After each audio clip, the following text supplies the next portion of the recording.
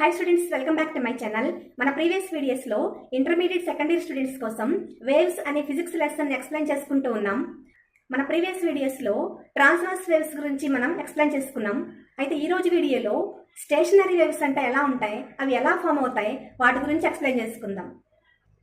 So first of all మనం stationery వేవ్స్కి progressive వేవ్స్కి main difference ఏంటో తెలుసుకుందాం. అయితే స్టేషనరీ అంటే కదలకుండా ఫిక్స్ అవ్వటం, ప్రోగ్రెసివ్ అంటే అలా ముందుకు సాగి వెళ్ళడం. సో ఒక మీడియంలో ప్రోగ్రెసివ్ వేవ్ క్రియేషన్ అయింది అంటే అది ముందుకు సాగిపోతూ అలా వెళ్తూ ఉంటుంది. సో స్టేషనరీ వేవ్ అలా కాదు.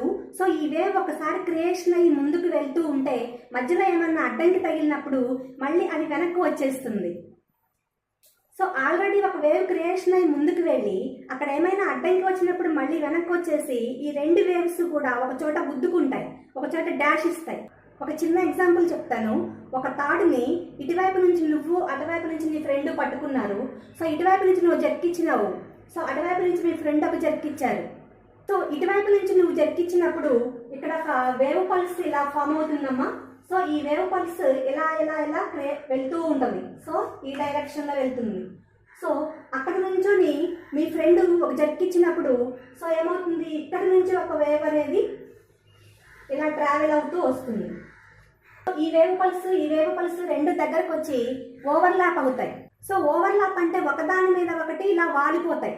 రెండు ఇలా ఓవర్లాప్ అవ్వటం వల్ల సో ఈ టూ వేవ్స్ అనేది మనకు ఇలా క్రియేషన్ అవుతాయి. సో ఇక్కడ ఇదొక పాసిబిలిటీ ఉంటుంది. సో ఓకే స్టూడెంట్స్, ఇదే తాడుని నువ్వు ఇటువైపు నుంచి ఒక జర్కిచ్చినప్పుడు ఇక్కడ ఒక వేవ్ పల్స్ ఫామ్ అవుతుంది చూడండి. అటువైపు నుంచి నీ ఫ్రెండ్ ఏం చేశాడు, కింద నుంచి జర్కిచ్చాడు.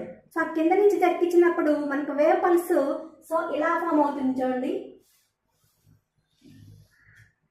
ఈ వేవ్ పల్స్ ఏమో ఇలా ట్రావెల్ అవుతుంది, ఈ వేవ్ పల్స్ ఏమో అలా ట్రావెల్ అవుతుంది. సో ఆబ్వియస్లీ అవి రెండు కలుసుకున్నప్పుడు రిజల్టెంట్ వేవ్ ఎలా ఉంటుంది, ఈ వేవ్ ఇలా వస్తుంది, ఈ వేవ్ ఇలా వస్తుంది. సో ఇవి రెండు కూడా ఇలా ఫామ్ అవుతాయి.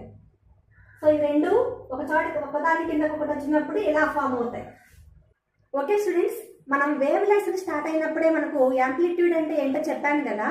సో ఈ యాంప్లిట్యూడ్స్ వీటిల్లో ఈ డయాగ్రామ్స్లో ఎలా ఉంటాయో చూద్దాం, ఈ వేవ్స్లో ఎలా ఉంటాయో చూద్దాం. సో ఇక్కడ యాంప్లిట్యూడ్ని A1 అనుకుంటాం, ఇక్కడ యాంప్లిట్యూడ్ని A2 అనుకుంటాం. సో ఇవి రెండు ఓవర్లాప్ అయినప్పుడు సో పై వేవ్కేమో A2 అవుతుంది, ఈ కింద ఉన్న వేవ్కేమో యాంప్లిట్యూడ్ A1 అవుతుంది. ఇక్కడేమో యాంప్లిట్యూడ్స్ ఒకదానికొకటి యాడప్ అవుతాయి. సో రిజల్టెంట్ యాంప్లిట్యూడ్ ఏమవుతుంది, రిజల్టెంట్